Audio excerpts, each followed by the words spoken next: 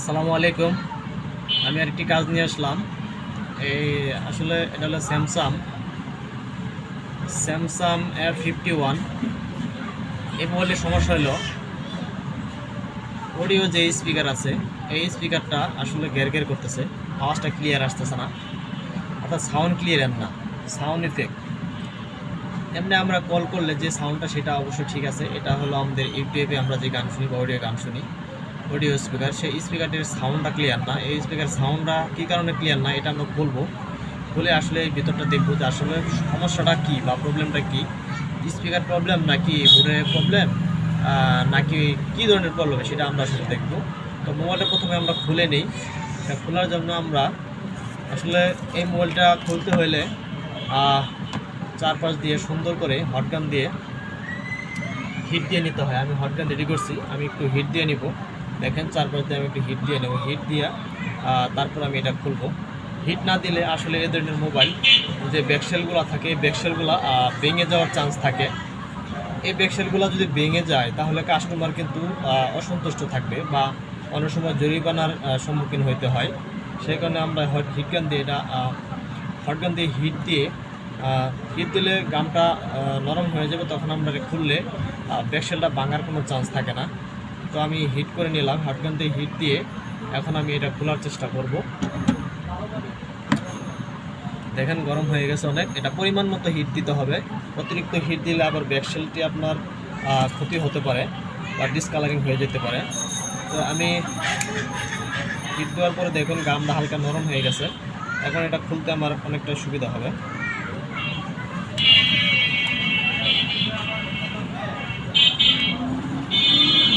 দেখেন হিট দেওয়ার পরেও এটা অনেক আঠালো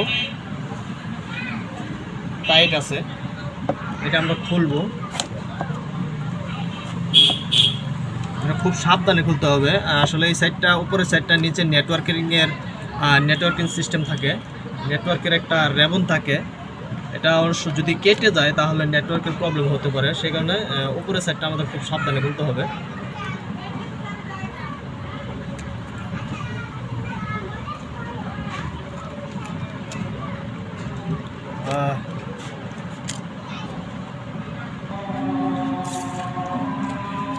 খুব সাবধানে এটা আমরা ডিসকানেক্ট করার চেষ্টা করতেছি। দেখেন ভিতরে এই সাইড দিয়েও নেটওয়ার্কিংয়ের রেবন আছে।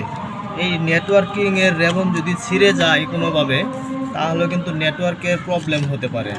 যার কারণে আমরা খুব সাবধানে নেটওয়ার্কের রেবনগুলা যেন ছিঁড়ে না যায় সেদিকে খেয়াল রাখা একটু সাবধানে আমরা এটা খুলতেছি।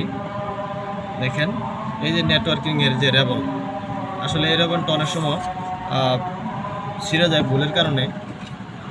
আমরা সেই ধরনের কাজ করব না।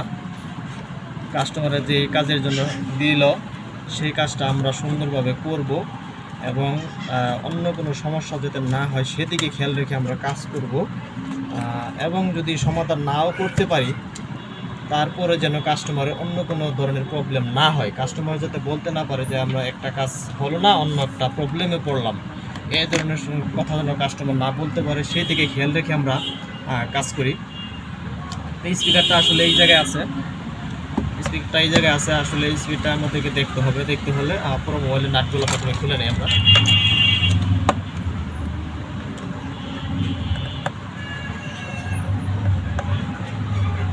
নাটগুলো খুলে নেই প্রথমেতে।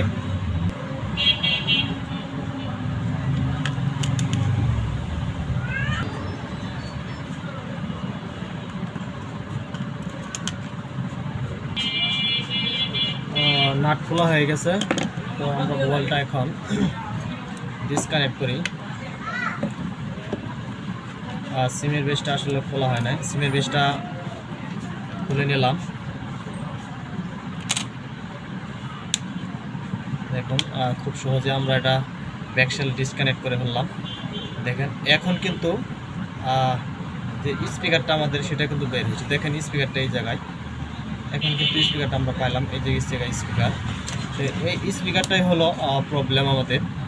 স্পিকারটা আসলে ঘের করতেছে, ঘের করার কারণেই কাস্টমারে রিপোর্ট করছে যে আসলে ওনার প্রবলেম বা সমস্যাটা হলো এটাই যে স্পিকারটা সাউন্ডটা ক্লিয়ার না।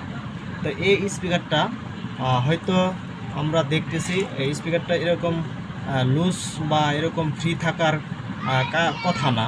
এই স্পিকারটা ফ্রি থাকার কারণে অনেক সময় সাউন্ডটা এরকম প্রবলেম করে। তা এখানে কোনো ময়লাও আমরা দেখতেছি না যে ময়লার কারণে ক্যারিয়ার করবে। এটা হয়তো কোনো কারণে খোলা হয়েছিল এর আগে, খোলার কারণে হয়তো স্পিকারটা এখানে গামটা ছেড়ে দিয়েছে। গাম ছেড়ে দেওয়ার কারণেই এই প্রবলেমটা হয়তো, গামটা ছেড়ে দিয়েছে এখন স্পিকারটা ফ্রি থাকার কারণে এই স্পিকারটা হয়তো গ্যারগ্যার করতেছে। তো আমরা এই স্পিকারটাকে সুন্দরভাবে গাম দিয়ে এখানে রিপিট করে দেবো। রিপিট করে দেওয়ার পর ফিটিং করে দেখবো এই সমস্যাটার সমাধান হয় কিনা। যদি সমস্যার সমাধান না হয় এই স্পিকারটা চেঞ্জ করতে হবে। দেখেন আমরা স্পিকারটা দেখি, এটা হলো A51 স্যামসাং A51 এর স্পিকার। এই স্পিকারটি আমরা গাম দিয়ে রিপিট করে বসানোর পর যদি এই সমস্যার সমাধান না হয়, সাউন্ডের গ্যারগ্যারানি না যায়, তখন আমরা স্পিকারটা চেঞ্জ করবো। এই স্পিকারটা দেখেন, এই স্পিকারটা আমরা এখন সুন্দর করে বসিয়ে দেবো। আমরা গাম দিয়ে রিপিট করে দেবো।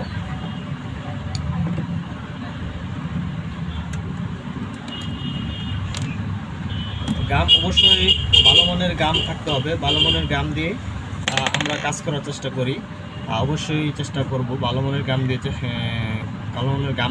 কাজ করার জন্য। তো আমি এখানে গাম দিয়ে এটা আসলে সুন্দর করে রিপিট করে দিই। গামের পরিমাণ খুবই কম দিতে হবে। বেশি পরিমাণে গাম দিলে আবার স্পিকারের উপর পড়ে গেলে সেই ক্ষেত্রে আবার সাউন্ড ইফেক্ট করতে পারে। সেজন্য আমরা এখানে পরিমাণ মতো গাম দিয়ে দিলাম। এই যে স্পিকারটা এখন সুন্দর করে বসে গেল। বসে যাওয়ার পর আর কোনো কাজ নেই, এখন আমরা এটা ফিটিং করব। ফিটিং করার পর একটু অপেক্ষা করব গামটা ভালো করে ধরার জন্য। একটু সময় নেবে, হয়তো 10-15 মিনিট। নিচে যে গামটা আমরা দিলাম, এই গামটা 10-15 মিনিট সময় লাগে। 10-15 মিনিটে এই গামটা সুন্দর করে ধরে ফেলবে। তখন আসলে জিনিসটা বোঝা যাবে যে আসলে সাউন্ডটা ক্লিয়ার হয়েছে কিনা। যদি ক্লিয়ার না হয়, পরবর্তীতে আমরা এই স্পিকারটা চেঞ্জ করব। স্পিকার চেঞ্জ করলে অবশ্যই সমাধান হবে।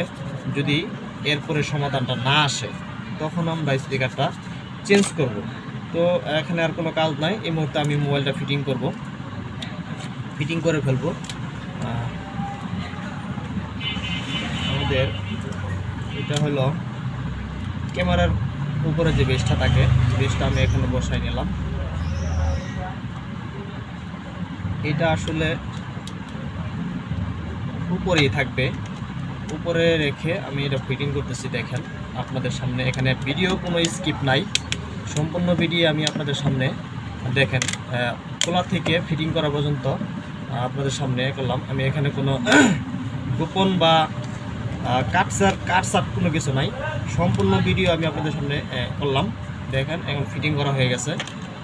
নাট লাগানোর পরে আমরা এটা আসলে জিনিসটা চেক করব যে কাজটা আসলে সম্পূর্ণ হলো কিনা। ভিডিওটি ধৈর্য ধরে দেখবেন। আসলে সম্পূর্ণ ভিডিও না দেখলে আসলে বুঝতে পারবেন না যে আসলে যদি কোনো অংশ বাদ পড়ে যায়, তাহলে ভিডিও পুরো কাজটা সুন্দর করে বুঝতে পারবেন না। আমি নাটগুলো লাগাবো। নাটগুলো লাগানোর পর আমি চেক করব। সম্পূর্ণ নাট লাগাবো না, আমি এখানে স্পিকারের পাশে যে নাটগুলা, এই পাশে শুধু এই নাটগুলো আমি লাগানোর পরেই চেক করব যে আসলে স্পিকারের যে সমস্যা ছিল সাউন্ডের, সেই সমস্যাটি সমাধান হইল কিনা। যদি হয় আলহামদুলিল্লাহ, না হলে আমরা কিন্তু স্পিকার চেঞ্জ করব। সেক্ষেত্রে স্পিকার চেঞ্জ করব। তবে যে সমস্যাটা আমি দেখলাম, আমার মনে হলো যে আসলে সমস্যাটার সমাধান হয়ে যাবে। তো দেখুন, আমরা মোবাইলটা কিন্তু অলরেডি অন অবস্থায় কাজ করছি। সেক্ষেত্রে মোবাইলটাকে আমি একটা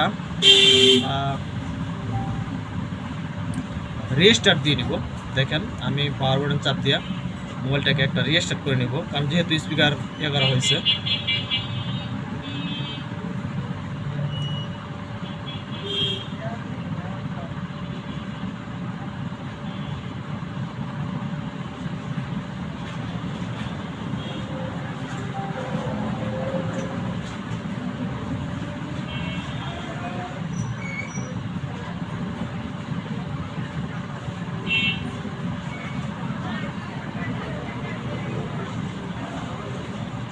মোবাইলটা আমি একটু এই দেখেন, আমি একটু মোবাইলটা রিস্টার্ট করে নিতেছি।